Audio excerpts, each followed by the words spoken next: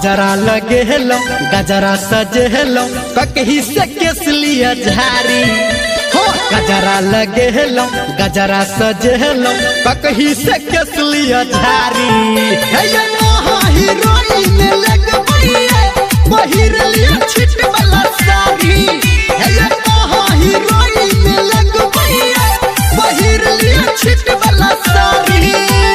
गजरा लगे लो गजरा सजेलो ककही से केस लिया झारी हीरोइन लगबैया पहिर लिया छिट वाला साड़ी हीरोइन लगबैया पहिर लिया छिट वाला साड़ी पहिर के देखियो डीजे दयानंद दिलदार सरस्वती स्थान कठरा डी टोल म्यूजिक की शानदार प्रस्तुति।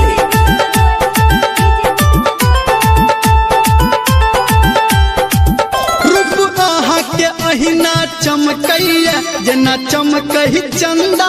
ये रंग आहा के अहिना झलकैया जना फूल गेंदा ये रूप आहा के अहिना चमकैया जना चमकही चंदा ये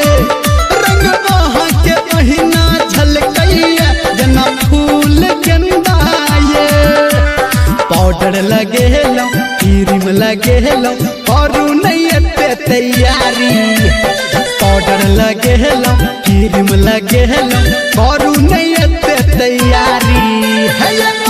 हीरोइन लगबैया पहिर लिया छिट वाला साड़ी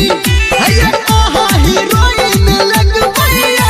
पहिर लिया छिट वाला साड़ी डीजे दयानंद दिलदार सरस्वती स्थान कठरा डी टोल